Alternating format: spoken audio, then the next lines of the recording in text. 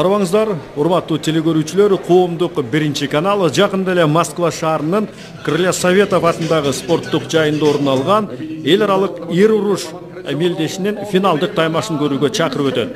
71 килограмм салмакка чейинки чембирдек жана назарыңыздарда Арап Надиров, өлкөбүздүн намыс талашчу мушкерлерибиздин бири, жанага каршы Орусиянын Дагестан республикасынан келген Минхажудин Шахпазов. Эки бири-бирине шай келген атаандаш эмненин үстүнөн чыгат болду экен. Эмесе карап турмакчыбыз, оң тарабыңыздарда орун алган Арап Надиров Ош облусунун Кара Суу районунун Кыдыршы айылынын тургуну.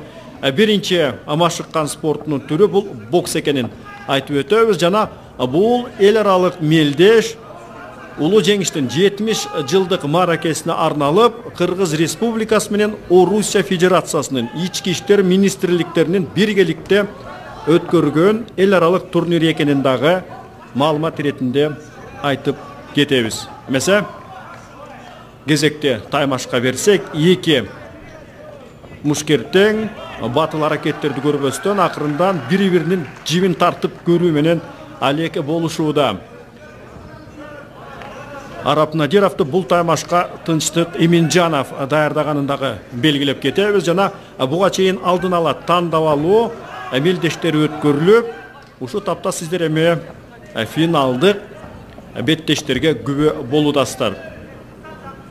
Көз жоосун алган Крылья Советов атындагы спорттук жай кандай гана ири мелдештерди бул жерде өткөрүлбөгөн. Азыр эми ак чөп башта деп биздин жигитибиз намыстык кандайча талашат болду экен. Байкадыңыздарбы? 8 бурчтуктун ичинде ким кожоюн экенин дароо билгизген Арап Надиров ортону ээлеп, атаандашты 9-чу бурчту издетүүнүн үстүндө.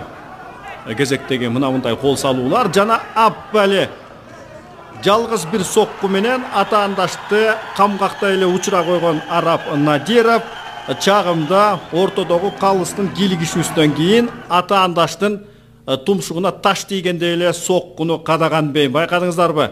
Бут серппей сулк жатып калуунун өзү бул соккунун канчалык катуу болгондугунан кабар берет. Албетте атаандаш тил оозу жок жатып калгандыгына караганда анын талпагы кандайча ташка жайылганын дагы көрүп алдыңыздар. Арап Надиров 71 килограммдыктын жеңүүчүсү. Учурда финалдык таймаштын жыйынтыгы жалпы көрмандарыбызды кубантууда.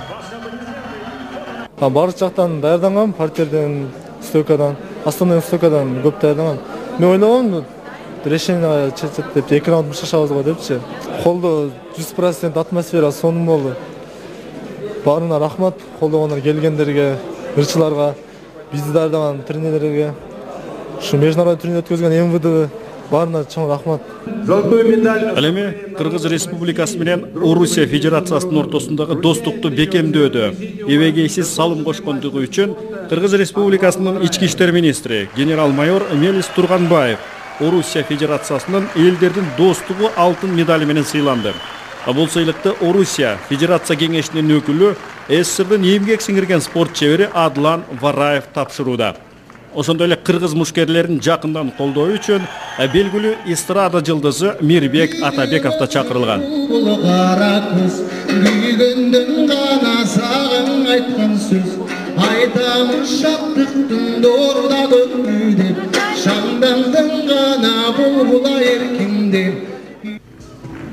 Көз жоосун алган Крылья Советов спорттук жайы жана кийинки жуптарды тааныштырып өтөбүз.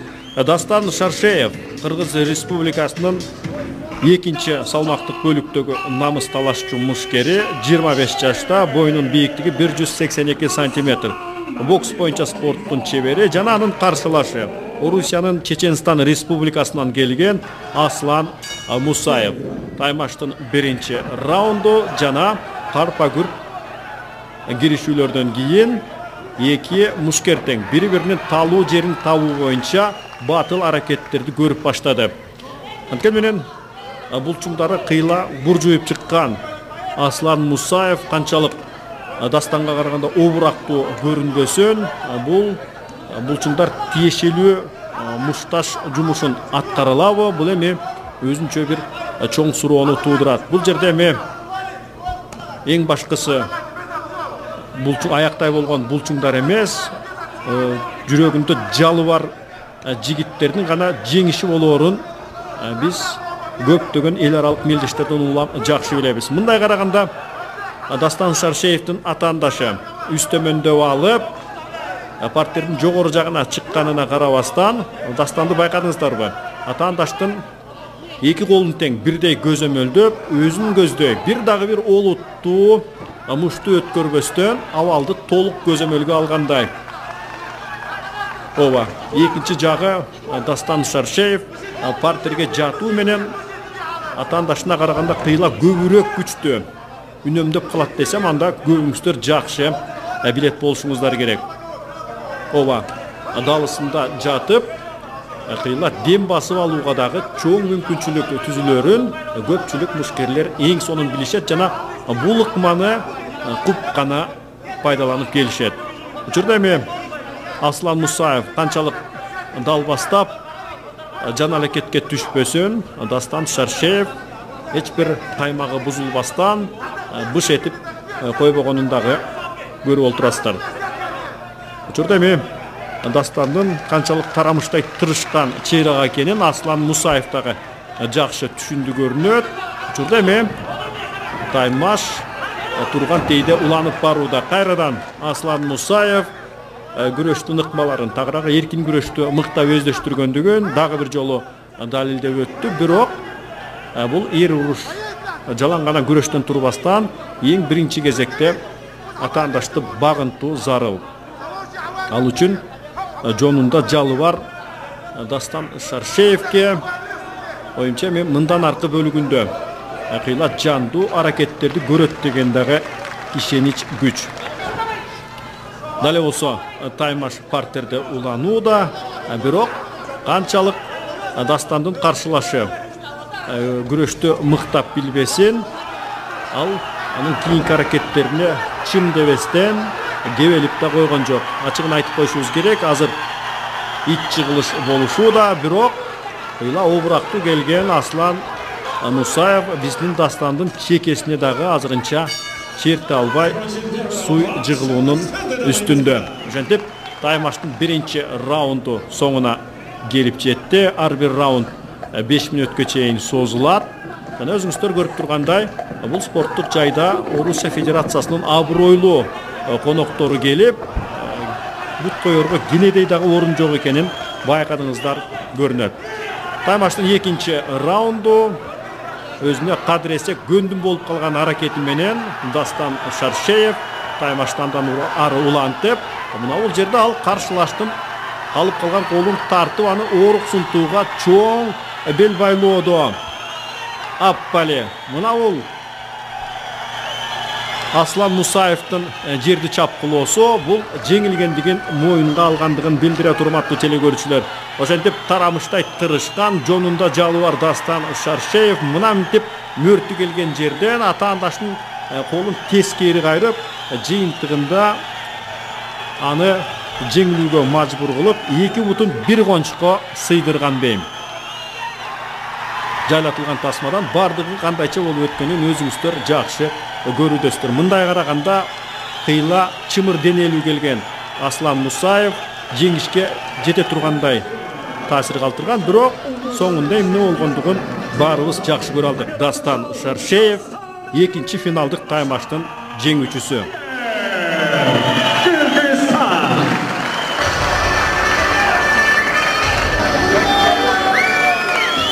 Жана бул таймашты көрүп отурган биздин белгилүү ырчыларыбыздагы чоң кубанычка бөлөнүп жаткандыгын өзүңүздөр жакшы көрө алдыңыздар. Тай боксер болгондон кийин биринчи жолу ошо панкратионго чыктым. Ошо билгендер чыгып эле бутка кирди, көтөрүп чап, 3-4 жолу көтөрүп чапты. Анан биз да даярданганбыз, ошо көтөрүп чабып, ошо астынан болевой тартканда треугольник менен тартып, ошо кубок Дружбу народов туттук, Кудай буйрса. Ошо жеңишимди кыргыз элиме арнайм. Биз жерден биз кыргыз эл өжөр келебиз да. Биз жерде өжөр бирден Кудайга шейин да, Аллага шейин. Баягы темир көтөрүп күч келтирген эмес, бул жүрөк менен күчтүү болуш керек да. Жүрөк менен. Анан жүрөктө кыргыз элине патриоттук сезим болуш керек. Ошо менен жеңебиз биз. Кайсы турнирде болбосок да. Кийинки 65 килограмм салмакка чейинки чембердиктеги финалдык таймаш. Назарыңыздарда Тынчтыкбек Иминжанов, Кыргыз Республикасынын өкүлү, Ош облусу Кара Суу районунун Кыдырша айылы. Сиздер көрүп тургандай, Тынчтыкбек Иминжанов жана аны бул таймашка Айбек Мусаев менен Талант Байсалов даярдап келген. Каршылашы Тажикстан өлкөсүнөн келген Хаджибек Наимов. Бул эки балбандын майкандашуусу эмнени берет болду экен. Көпчүлүктү албетте кызыктырбай койбойт. Ошентип дароо эле демилгени колго алып, ортону ээлеген Тынчтыкбек Иминжанов алгач күрөш спорту менен машыккан болсо, учурда эми эр уруш боюнча чеберчилигин кыйла бекемдеп жана биринчи болуп мындай алгылыктуу аракети менен керектүү упайды топтоонун үстүндө.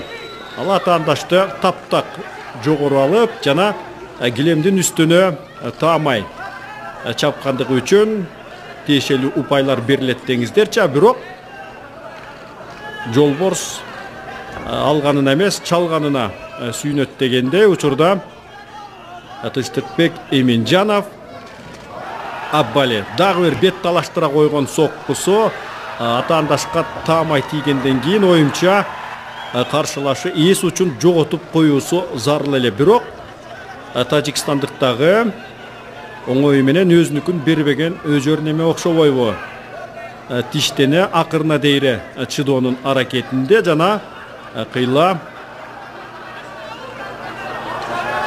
чымырынан келген Тынчтыкбек Иминжанов азыр ашыкпастан мөртү келген жерден соккуларды үстөкө босток туштагылап каршылаштын шайын алууда. Ооба, мындай соккуларды үстү-үстүнө дембедем туштоо бул каршылашты кандайча ыңгайсыз абалга кептегенин дагы өзүңүздөр жакшы көрүүдөсүздөр. Тынчтыкбек тим эле колдун кычуусун кандыра сабап жатканына карабастан тажикстандык канчалык тиштенип чыдамкай экенин дагы өзүңүздөр жакшы көрүүдөсүздөр. Азыр эми Тынчтыкбек ашыкпастан мына мынтип оңдонуп түзөнүп алып, кийистепкендей эле берки тажикстандык атаандашын башка көзгө койгулоодо. Ооба. Анткени менен кийинки көрүнүштөн кийин тажикстандык мушкерге дагы жан киргенсип, ал дагы айбат көрсөтүп жаткандыгын биз эми тана албайбыз. Ооба. Таймаш уламдан улам кызып барууда. Демилге толук бойдон кыргызстандык Тынчтыкбек Иминжанов тарапта жана мына бул жерде ал атаандашын азга аяп койдубу, ким билет, айтор азыр эми андан кийинки таймаштын улануусу дале болсо Тынчтыкбек Иминжанов мөрөйү үстөн болуп, атаандашты үстөмөндөп алып соккуларды кыйла эле жаадырган экен. Дагы бир эң бир эсте калчу жагдай атаандашты мына мынтип ала салдырып упайларды алуусу жана андан кийинки экинчи раунд урматтуу телекөрүүчүлөр. Бул жерде дагы Тынчтыкбек Иминжанов жөн туруп албастан батыл аракеттери менен өзүнүн каршылашын канчалык ыңгайсыз абалга кириптер кылып жаткандыгын көрүүдөсүздөр. Ооба, таймашты ортодогу калыс токтотуп койсо деле болмок, бирок билесиздерби, эң башкы жоо бул атаандаш багынып бермейинче уруш улана берет. Ортодо калыс менен тажикстандык мушкердин ортосундагы маек орун алып жатканын дагы белгилеп коюшубуз керек. Баары жайындабы деп сурап туруу парз. Жана мына бул жерде эми колун тескери кайрып каршылашты багынтууга мажбур кылып жаткан Тынчтыкбек Иминжанов. Ал ак түстөгү чолок шымчан партердин жогору жагында жана ал тынымсыз соккуларды туштоо менен оюмча бул таймаштын жеңүүчүсү болуп калды көрүнөт. Байкадыңыздарбы, кызыл ала кылып атаандаштын оозу мурдун канжалатканга чейин баргандыгы бул эми жеңиштин кай тарапта экендигинен кабар берет. Ооба, таймаштын эми соңку көз ирмемдери жана жыйынтыгында экинчи раундтагы байкалбастан соңуна келип жетти. Калыстардын бир добуштан берген чечими менен Тынчтыкбек Иминжанов элдердин достугу кубогунун жеңүүчүсү жана эстелик кубок ири суммадагы акчалай сыйлык жеңүүчүнүн дарегине арналууда. Биринчи раундда дасурашты бүтүргөнгө аракет кылдым, бирок болбоду. Элдердин суроосу боюнча красивый бой көрсөткөнгө аракет кылдым. Жакшы турнирлерге жетишкенге аракет кылабыз. Кыргызстан желегин бийикке көтөргөнү. Ал эми кийинки таймашта элдердин достугу кубок үчүн болгон алтын кемер үчүн болгон таймаш урматтуу телекөрүүчүлөр. Назарыңыздарда Болотбек Урматбек уулу жана ага каршы дагы бир кыргызстандык Адилетбек Муктаров. Экөөсү тең өзүбүздүн сүймөнчүк жигиттерибиз. Жана жеңүүчүсү болгону алтын кемерди өзүнүн белине тагынып алат. Адилетбек Муктаров сиздердин назарыңыздарда.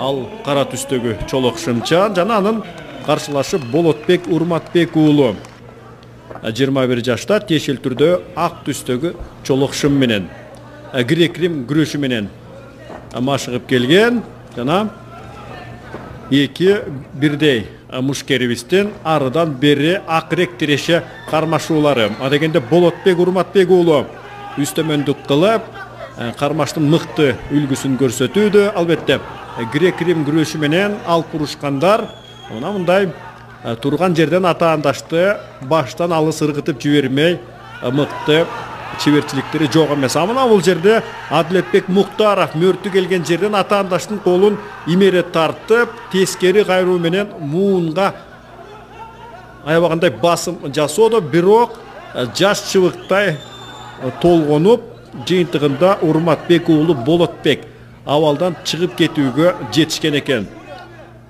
Анткени менен эки тараптын тең өзүлөрүнүн көрмөндары жок эмес.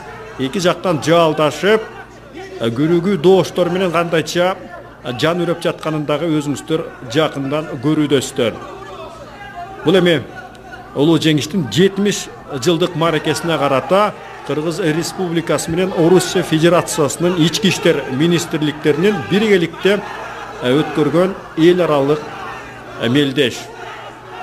Жана биз көрүп турган сүрөттөлүштө азыр эми Адилетбек Муктаров баштагы беделин калыбына келтирип, экинчи рет тартынбастан сүзө качырып каршылашты. Мына мынтип эми ооруксунтуу амалы менен жеңип алуунун аракетинде, бирок кайрадан ит жыгылыш болуу. Азыр эми эки тарап тең мына мынтип турган тейде таймашты улантууда. Кайрадан Болотбек Урматбек уулу бул сапар жанданып, демилгени колго алып, урушту күрөш менен улантууда.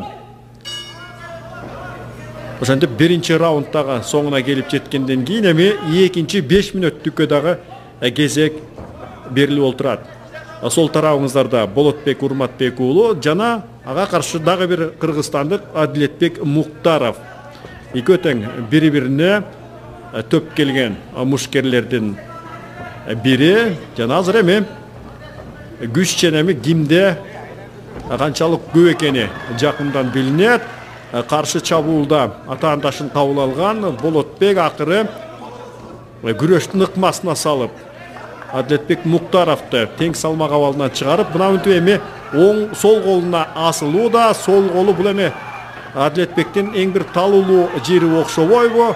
Ал ортодо мына мынтип ооруксунтуу аягына дейре уланууда жана колун тез аранын ичинде чыгарып кетпесе аябагандай кооптуу жагдайга кептелген Адилетбек Муктаров жыйынтыгында жеңилип берүүгө мажбур болуп олтурат.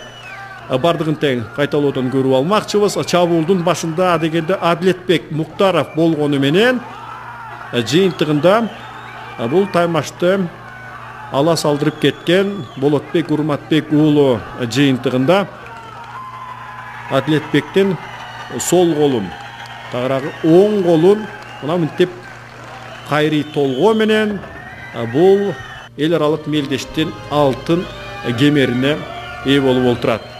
Жана бул жыйынтык кимге жаккан болсо бардыгыңыздарды куттуктап кетебиз. Бул жеңишти мен биринчи апама каалайт элем. Шырдакова Айбара. Бул биринчи раундда мен болевой приемго кабылдым.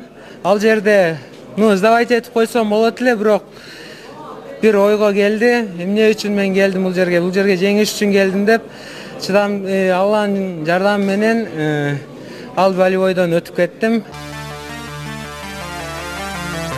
Мелдештин алдыңкы күнү ички иштер министри Мелис Турганбаев кезинде көптөгөн маршалдарды атка мингенди үйрөткөн согуштун ардагери 90 жаштагы Ороз Мамыралиев аксакалдын жайын сурап барды. Кетмен төбө жергесинде туулуп өскөн Ороз аксакал 45-жылдан бери Москва шаарында ички иштер министрлигинде иштеп, ардактуу эс алууга чыккан жана бир уулду тарбиялап чоңойткон. Анчасы күткөн жок элем да.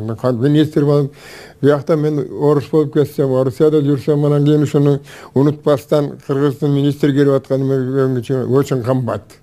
Кыргыз элине мен тынччылык болсун. Эл бай болсун. Ынтымактуу болсун. Былтыр келгенде ошол жана конный полкко баргам мен. Барып көрөйүн депчи. Бизде дагы конный рота бар эмеспи Бишкекте. Анан ошону көрөйүн деп барсам, анан сүрөттөр илинип туруптур. Анан карап бул киши эмне десем, айтат бул киши кыргыз киши. Уш жерде мурда зам начальник болуп, ушу согуштан уш жерде иштейт, өмүрү бою уш жерден пенсияда, бүгүнкү күндө ошо ардагерлер кеңешинин чоңу башчысы болуп иштейт, председатель деп айтты. Анан сүйүнүп биздин белек бар эле, аны калтырып анан үйүнө ушу ооруп калып бүгүн келбей калды деди. Анан ал кезде ошол кичине убакыт пайдалуу тарыраак болуп калды да, ошон үчүн анан мына бүгүнкү келгенде өзүнө жолугуп сурап ден соолугун майрам менен куттуктадык. Сүйлөштүк. Ден соолугу жакшы айтты, баары сыйлайт экен ал кишини. Биз аябай бул киши менен биз сыймык таанышыбыз керек. Мындай кишилер мындай атактап көргөзүшүбүз керек. Себеби ушул Жуковду өзүнүн атка мингизгенде үйрөткөн киши деген бул аябай чоң киши деп эсептейт. Ошондой эле Москва шаарында Кыргыз Республикасынын ички иштер министрлигинин атайын өкүлчүлүгү ачылып, ага министр генерал-майор Мелис Турганбаев катышты. Өкүлчүлүктө татыктуу иш алып баргандар министрликтин атайын төш белгиси менен сыйланышты. Өзүңүздөр көрдүңүздөр, мына канча деген кылмыштар болду да бул жердечи. Анан ошого байланыштуу бир өкүлчүлүк ачыш керек болуп калды, полноценный. Мурунку деле бар болчу мурда, бирок алардын аккредитациясы жок болчу. Отурган жерлери деле мындай жок кесе болчу да. Анан эми алып келип жаңы шайладык, мына Асхат Алиевди. Кабинетин мына бөлүп беришиптир, жакшынакай ремонтун жасатып, азыр мына эл менен тесный контакт иштеп атат да. Тиякта деле айтып атпайм, күнү эл менен бололу, элдин жанында бололу. Мына биякта дагы ошол иштерди жүргүзүп атабыз. Кайрадан назарыңыздарды Москванын Крылья Советов спорттук жайына буруп кетебиз. Шаңдуу бараан менен чыгып келе жаткан өзүбүздүн сүймөнчүгүбүз Мыктыбек Мамасалиев.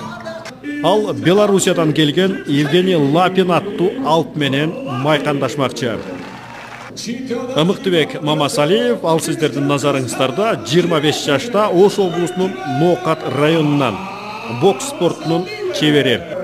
Эмесе 93 килограмм салмакка чейинки чембирдиктеги алптардын кыл чайнашына күбө болуп өтөлү. Биринчи раунд жана көзүндө оту бар Мыктыбек Мамасалиев абалды көзөмөлдөп, анын биринчи соккусу канчалык жарым жартылай бутага тийбесин, оюмча беларустук Лапинди кыйлап сестентип койду бейм. Себеби мына бул соккудан кийин эми Лапин колдорун жогору алууга аргасыз болуп олтурат. Белоруссиялык балбан бул көбүнесе күрөш спорту менен шугулданып келген. Сондуктан мушкер менен күрөшчүнүн ортосундагы таймаш кийимди гана болбосун кызыктырбай койбойт. Учурда эми демилге толук бойдон Мыктыбек тарапта, ал байкалгандай сиздердин сол тарабыңыздарда орун алган жана мына мынтип каршылаштын чабуулун жапыра салып, андан кийин Мыктыбектин мыкты өлгүдөгү кол салуусуна күбө болдуңуздар бейм. Аппали биринчи таамай кадалган сокку жана көзлөрүнөн чаарчымын учуп калган Евгений Лапин оюмча эмне болуп кетти? Экинчи жолку бастыра чабуудан кийин беларустук Евгений Лапин оюмча жылас болду бейм. Ооба. Кайталоодон бардыгын көрүп алмакчыбыз. Шүйшүндө кызыл жаян канга бөлөнүп калган Евгений Лапин учурда эме калыстын ортого кийлигишүүсүнөн кийин жеңилүүгө аргасыз болуп олтурат. Мына эмесе кулак түпкө кадалган муш жана муну бокс тили менен айтканда Лапиндин кулагы тунжурап эле көпкө чейин түшүнүксүз абалда болуп калды бейм. Мындай бир кайталоону миң жолу болсо дагы көз айрыбай тажабастан карап тура бергейсиздер. Ошентип ата-андашка ээрдин кашын тааныткан Мыктыбек Мамасалиев бул салмактын жеңүүчүсү. Таймаш жакшы болду. Жакшы күрөшөт экен. Жакшы бала экен. Чыкканда эле ал күрөшөм деп проход путка кирем деп аракет кылып алды. Ошодон адаш удар өтүп кетти да. Мен спорттун бокс түрүнөн баштагам. Бокс түрүнөн. Биринчи тренерим Түрдөл Номоров деген бокстан баштагам биринчи. Ошол бокста жүрүп эми бойгон неме аралашып келатам. Алдыда пландар көп буюрса, Кудай калса, желең Кыргызстан желең көтөрүп дүйнөгө таанытабыз деген максаттар бар. Азыр болсо эң оор делген 93 килограммдан жогорку бөлүктөгү жыйынтыктоочу финалдык таймашты көрүүгө чакырып өтөбүз. Өлкөбүздүн намысын талашчу жигитибиз Тилек Жээнбеков сиздердин назарыңыздарда. Ал орусиялык Алп Алексей Гуреев менен бой тиреше тыл чайнашка түшөрүн дагы айтып өтөбүз. Тилек Жээнбеков ал сиздердин назарыңыздарда 26 жашта Алаш Прайд супер таймашынын чемпиону, жана ага каршы салмагы 115 килограмм оордукту баскан орусиялык Алексей Гуреев таймашка комдонууда. Ошентип таймаштын биринчи раунду Тилек Жээнбеков сиздер көрүп тургандай кара түстөгү чолок шымчан жана ал чечкиндүү аракеттери менен ата-андаштын аркасына өтүп ыңгайын келтире соккуларды мына мынтип сол колу менен жабалактатууда. Бул муштар канчалык сезилерлик экендигин орусиялык Алексей Гуреев өзүнүн жон териси менен жакындан сезип билди бейм. Учурда эми таймаштын шыгы толук бойдон Тилек Жээнбеков тарапта. Ооба, ата-андаштын бармагы Тилектин көзүнө кирип кеткендиктен улам мына мындай тайм-аут тыным алууга Тилек аргасыз болду. Талас облусунан чыккан бул мушкерибиз Евразиянын чемпиону экенин дагы белгилеп кетебиз. Жана эти ачынып калган орусиялык Гуреев дагы кези келгенде мына өнтеп соккуларды жаадыруу менен чабуулга өтүү менен коргонууда десем дагы туура болот. Ошентип эми алмак салмак шык ооп турган бул таймашта азырынча кайсы бир тараптын алгылыктуу аракети менен алдыга чыкты деп айта албайбыз. Бирок ошентсе дагы Гуреевдин акыркы ыргыткан муштары кээ бир жерлерде таамай болуп жатканын дагы биз жөнөкөй көз менен көрүүдөбүз. Ооба, мынтип таршы терши соккуларды алмашуу. Мына Тилек Жээнбеков мына бул жерде коргонууну тап тешиктеп жылчыксыз кылбаса, Гуреевдин колдору кандай тездик менен тиерин дагы айтпасак дагы Тилек эң сонун билет. Бирок канчалык орусиялык жон көргөзүп доңуз айбатка салбасын, Тилек Жээнбеков биринчи раундту татыктуу түрдө жыйынтыктаганга жетишти. Азыр эми экинчи раунд урматтуу теле көрүүчүлөр, экөөсү тең кара терге жылтырай жуунуп калган мушкерлер азыр эми партердеги кармашууга өтүп баштады. Ооба, Тилек Жээнбеков мына мынтип ата-андашты бекем кучагына кысуу менен коргонуунун мыкты үлгүсүн көрсөтүүдө. Бирок кырынан чыгып алган орусиялык Алексей Гуреев мына мынтип соккуну үстөккө босток ыргытып бутаны таамай тапканга аракет жасоодо. Бирок билесиздерби, капталдагы машыктыруучулар эмне үчүн сүлгүнү ыргыткан жок. Себеби Тилек Жээнбеков мына ушундай аракети менен ата-андашты алсыратып, андан кийин чечкиндүү аракеттерге өтөт деген дагы ишеним бизде күч болууда. Ооба, туюк коргонууну тешип өтүү бул эми оңой олтоң иш эмес. Мындай караганда Гуреевдин дээрлик 70% соккулары бул эми коргонууга гана туш келүүдө. Азыр эми Тилек Жээнбеков дем байлап чечкиндүү аракетке өтүүнүн үстүндө Аппали мынантип атаандашты буттан алып, аны тең салмак абалынан чыгаруунун үстүндө жана эмнени көрүүдөбүз. Ооба, эми гана Тилек оңдонуп атаандашты талылуу жеринен кармаган окшобойбу. Экөөсү тең көк буусу чыгып абдан күйүп калганын көрүүдөбүз. Жана Алексей Гуреевдин дагы бир бороондук алык албай бууру менен жылып калган окшобойбу. Куп гана ушул абалды Тилек пайдаланчу болсо, анда тоодой болгон Гуреевдин жалп эте түшөрүн көрүп калуубуз дагы толук ыктымал. Ошентсе дагы эки тарап тең алдан тайып чарчап болушту. Себеби Тилек Жээнбеков коргонууда туруп көбүрөөк күчүрөсө, Алексей Гуреев байкадыңыздарбы, мүргүп жылбай калганын дагы жакындан байкоодобуз. Бир таамай сокко кадала турган болсо, анда орусиялык жүз төмөнүнөн кулап түшөрү дагы толук мүмкүн. Кезектеги муш алмашуулар жана кези келгенде Гуреев зордун зору дегенде гана каш кайтарууга жетишип олтурат. Мына эмесе кызыл кыргын сары сүргүн деп ушуну айтыш керек. Аябагандай салгылаштын салгылашы.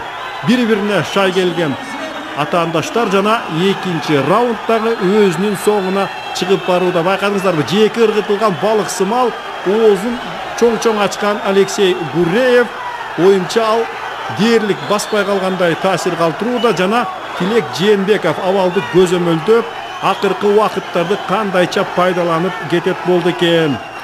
Оюмча орусиялык Гуреевдин суурук ачып, үрөйү учуп калгандай таасир жаралууда.